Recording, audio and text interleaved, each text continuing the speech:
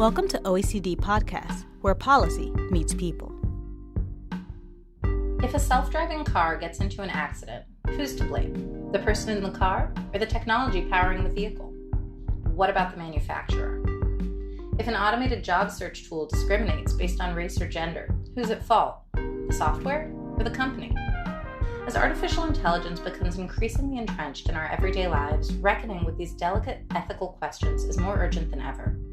A growing regulatory framework aims to set boundaries on just how far AI can intervene in human behavior and what our legal systems should do when things go awry. But troubling gaps remain. Welcome to OECD Podcasts. This episode is the third in a series on artificial intelligence brought to you by the OECD's Global Parliamentary Network and the European Parliament's Panel for the Future of Science and Technology, also known as STOA. STOA brings together 27 members of the European Parliament from various committees to examine developments in science and technology. I'm Karina Piser, and today we'll tackle the complex ethical challenges central to AI, looking at fundamental philosophical questions about humans' relationship with technology, and more practical concerns about how to best regulate these new tools. Later in this episode, we'll talk to Lorena Jaume-Palasi, founder of the Ethical Society, a nonprofit research organization focused on automation and digitization. But first, we'll hear from Anna-Michelle Asimakopoulou, a member of European Parliament. She's also the vice chair of the Committee on International Trade and a member of the Committees on Internal Market and Consumer Protection, Development, and Petitions, as well as the STOA panel. Ms. Asimakopoulou, thank you for joining us. It's difficult to keep up with the ever-growing body of research on AI and how to best regulate new technologies. Can you give us a sense of what the landscape looks like in terms of regulations and what are the points of convergence across regions and nations? Well, first of all, let me just say that AI is, the flavor of the digital decade, and these concerns that you mention are completely legitimate. This is a big discussion that's happening in all sorts of fora all over the world, the G7, the G20, the OECD. UNESCO is about to adopt its recommendation on the ethics of artificial intelligence. In fact, I was reading a report from the AI Ethics Lab in Boston, which has created this toolbox to track all these AI principles that are being discussed. And they actually identified 117 documents that list AI principles in the last 5 years. So that just gives you sort of an idea of the wealth and diversity of these principles as they are being expressed. But if I had to choose, let's say, the common thread that I think everything centers around, I would say that the key word is trust. So you have to trust in the use of AI. And that in itself has a few core principles. They're transparency, so being able to see and understand what AI is doing, explainability, fairness, safety, accountability, and privacy. Those would be, I think, the main things that go through all of these bodies who are discussing this. Now, having said that, you also want to know what the inconsistencies are, right? And what the difference is. I think the main difference is that some of them are a lot more detailed than others, and some of them take a broader view of what we should be looking at. Like they have environmental concerns, they have societal concerns, more broadly defined. Probably the broadest definition is the EU high-level expert group definition. But I don't think there are inconsistencies. It's mostly overlap, and some of them are broader. So what I'm hearing is that there are overlapping sets of principles that are similar, but not necessarily identical. I guess I'm curious if this kind of patchwork of principles, of visions about the way AI should exist, does that create inefficiencies in regulation? How are we supposed to understand this kind of broad framework that you describe? Well, there's two parts. I mean, overlap can be a good thing in the sense that we all agree and we're all converging, let's say, around certain basic principles. And that's a good thing. That's something like, for example, I hope this Trade and Technology Council with the United States is going to be doing, which is let's find the basic principles we all agree on. So overlap is good.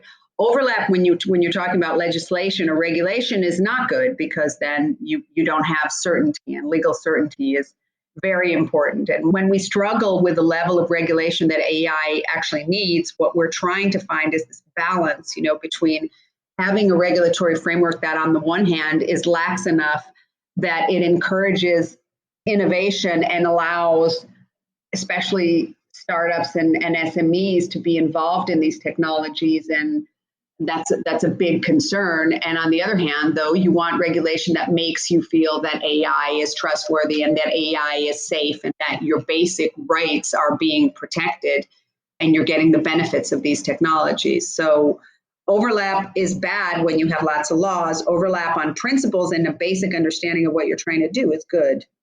We've focused mostly on the role of governments in setting ethical standards and this tension you identify between enacting solid regulations without compromising technological innovation. But it's not governments who are creating these technologies. So how much of this is up to companies, and how much can governments really do without corporate accountability? What is the private sector doing in terms of setting its own standards, but also abiding by the standards governments set? Well, look, I think that you'll find when we're trying to legislate in a future-proof manner, which with technology is very, very difficult because there's just so many advancements all the time, that technology gets ahead of legislation gets outdated. The private sector theoretically should be able to follow this more closely. On the other side, when you let the private sector set its own rules, not everybody is a good guy, and not everybody adheres to it. And I think that the way technology has now permeated through, every aspect of our existence and operation and work and personal life, I think that people expect a framework that will protect them and safeguard their rights that's enforceable. And that's the job of government. So that's not to say that the private sector shouldn't set its own standards. In fact, there should be interaction as much as possible. When we legislate, we have to take industry's perspective on board. Otherwise, there is the danger that we stifle innovation, and that's not something we want to do. So it should be a collaborative process, but in the end, someone's responsible for making the rules, and that is the state.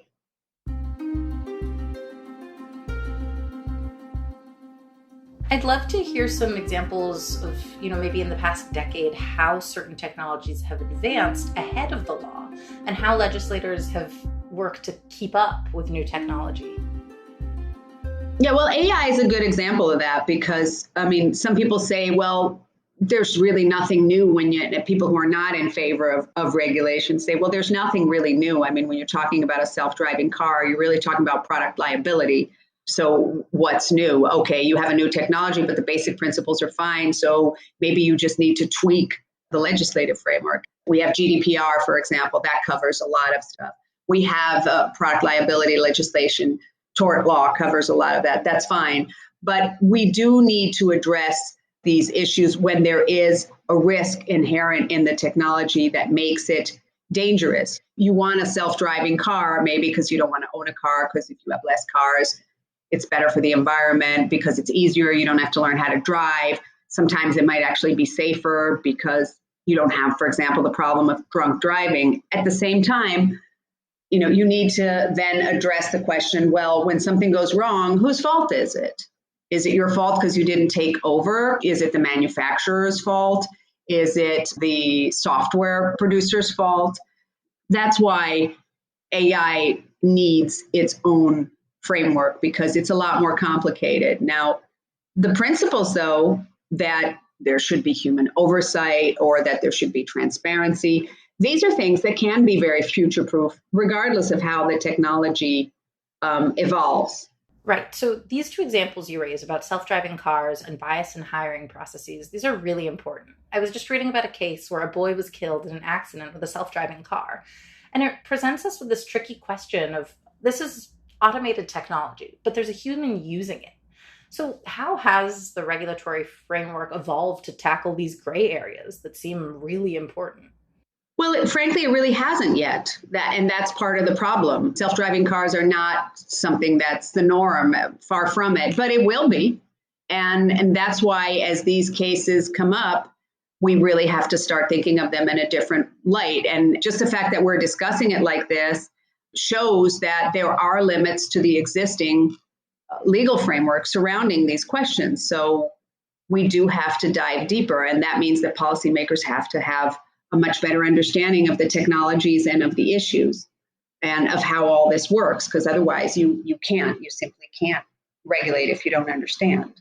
And again, on the problem of bias or discrimination on racial and gender lines, is there also this fundamental issue of first creating change at the societal level? Because, I mean, obviously these are technologies that are supposed to, in some ways, replace human action, but the algorithms that drive them are created by humans.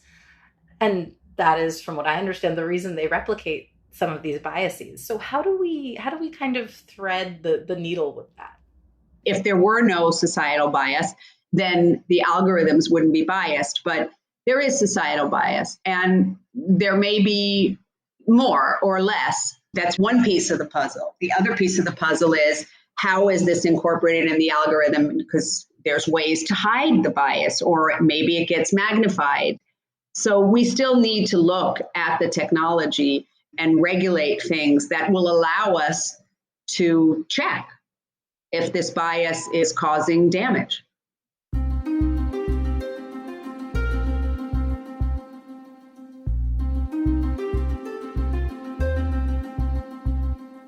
Now we'll turn to Lorena Jaume-Palasi, founder of the Ethical Society, to hear more about regulations, but also get a sense of some of the philosophical questions essential to understanding these new technologies. So when it comes to artificial intelligence, we find a number of ethical and regulatory issues that sometimes overlap and sometimes don't. And accordingly, a kind of slew of regulations set by different companies and countries, commonly known as AI principles, that seek to match the regulations to these ethical questions that keep popping up. So what are these AI principles, and how do they show up in our daily lives? There's a lot of companies that in the last 2 to 3 years have been creating different treaties or ethical principles or guidelines or norms and protocols that sort of like try to standardize and create some sort of global principles or universal principles for a specific region or for a specific context. These type of principles and ideas about creating global standards are very important and are part of an old tradition of standardizing processes, both on a normative level and also on a technical level. So this seems like unconnected, or sometimes to a certain extent, we look at regulation and ethics as sort of the antidote to how we create technology. In our everyday lives, with those principles, we decide who has access to technology, and how does this access look like, and how are people that are interacting with those accesses, or are consumers or users of these technologies, discriminated. Because in the very end, what these technologies do is discriminate. It's the job of algorithmic systems to decide to what sort of category a person needs to be ordered or needs to be sort of assigned to. If the goal, like you say, is standardization, should we be concerned that regulations vary so much by region and country? I guess, in other words, what are the pitfalls of this fragmented regulatory framework on artificial intelligence? The conversations that we're having right now are the consequence of a specific idea of how to structure the world. Actually, the origins of both algorithms and laws and ethical principles have something in common there. It's quite old. And it's based on old Enlightenment ideas with Descartes or with Leibniz, those scientists that thought, okay, you can, on the first place, the idea that there's something like rationality that sort of can be detached from who is observing something. You can create objective facts. You can create objective observations that are neutral. And then your body doesn't matter. Your point of view and your social position doesn't matter. Because if you follow those rules, that is the case. Now, we know from the scientists from marginalized positions for the last 100 years that this is not the case, that this is impossible, that our bodies matter, that it does matter, and it does play a role if it's a woman observing something, or if it's a person of color observing something, or it's a white person or it's a man, and so on. But this belief still holds on when we create technology. We think that we created neutral and objective rules, which is not the case in the first place. And the same applies, though, for law, for regulation, and for ethics. And to a certain extent, this is part of the problems that we have both at the regulatory side and also at the technological side, because we're trying to achieve something that we think is rational, neutral, universally applicable. In April, the EU started discussing some proposed rules for AI, and it seems like things are really starting to shift globally toward maybe more regulation. The United States even is kind of hinting at a firmer position. I'm curious what has been accomplished in this space and what are the gaps that remain in kind of bringing all of these theoretical issues that you've discussed into practice. Well, I think there are a few major frictions that we need to consider that are still not addressed regarding gaps, and they're fundamental. On the one side, our legal European culture is based on centering the individual on everything we do. So fundamental rights are individual rights. And our law system, in the way it's created, it's individualistic law system. From the methodology to the object it sort of treats, it's about individuals. And on the other side, and that's a major difference, these technologies are not about individuals. They are about implementing statistical models. And statistical models are more about understanding collectives, are based on average. It means that you're stripping off individuals from their particularities and trying to create a sort of model of an individual in a very fine, granular way because of the new technologies that we have. But it's sort of a very different thing. So those technologies are really very much about understanding what's the shape of a society, what's the shape of a group. It's about understanding the roots, so to say. So on the one side, we have technologies that are about the roots. And on the other side, we have regulations that are about regulating the trees. And with this idea, it's like trying to regulate the woods by regulating tree by tree. If there's a problem, it will not affect a single individual, but it's going to affect probably a collective, at least one collective. I think it's about balancing in the same way that the woods consist more than just trees. It's the same with societies. Societies are more than the sum of individual interests, but a good society sort of doesn't put one of those two aspects in the main point, but tries to balance both of them. So I think the gap here is trying to balance, on the one side, individual interest and the protection of human rights, and on the other side, protect collective rights and understand that there's that space there that needs to be regulated. And right now, it's not really that. Yeah, that tension between the individual and the collective, which might seem a bit abstract, I think really gets to the heart of a lot of these ethical concerns. For example, when it comes to bias and discrimination in automated technologies. At this point, we've all read about how facial recognition shows a lot of built-in biases that perpetuate the racial inequities we're trying to fight elsewhere in society. So I'm curious if you could give some concrete examples of what principles we could apply in practice to make these tools more inclusive and follow the direction that at least a lot of people are hoping to move toward at the societal level. Discrimination, it's not a statistical question. So you cannot create a perfect system. That's impossible. In the same way that you cannot create perfect human beings. Human beings fail as well, and they discriminate.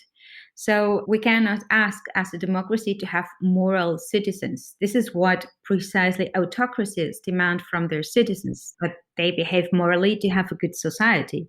In democracies, we try to create rules that make inclusion more possible, but not demanding morality from our citizens, but trying to create more opportunity and more spaces. Now, the question is how you do that. And one of the main problems in this type of technologies regarding discrimination is the fact that most technologies are essentialistic and universal, meaning with that they first try to create human categories in the solutions that they create. And those human categories are supposed to be universal. Things like fundamental decisions about, for instance, what type of gender categories do we want to have there? Is it going to be female and male only, or are we going to add different additional categories? It goes further on ideas of ethnicity. How many types of ethnicity do we want to put in there? And depending on the format, how do you want to reflect the different colors of skin? And because we create them like that, and because we don't have enough categories to define the complexity of life and the ambiguity of human life, and because mathematics is unable to mathematize ambiguity, those discriminatory problems happen. So what can regulators do practically to make these AI technologies better, to make them less discriminatory, to make them, less vulnerable to human bias? We could concentrate more on processes.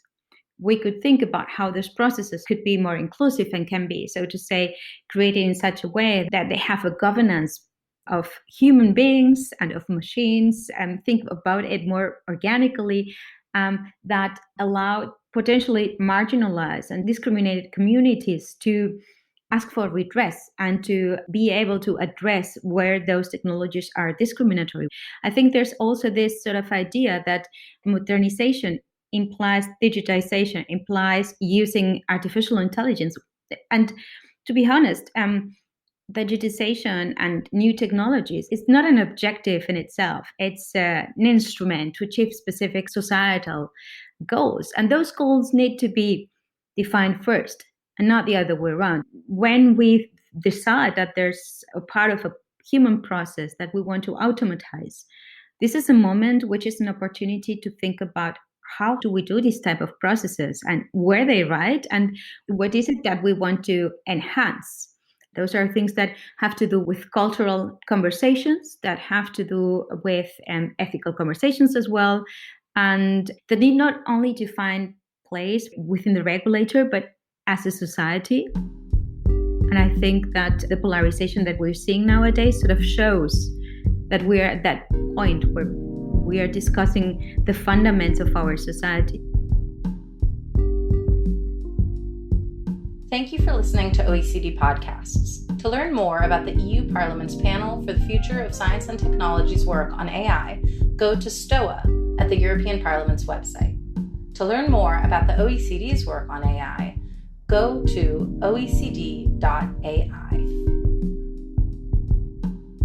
To listen to other OECD podcasts, find us on iTunes, Spotify, Google Podcasts, and SoundCloud.com/OECD.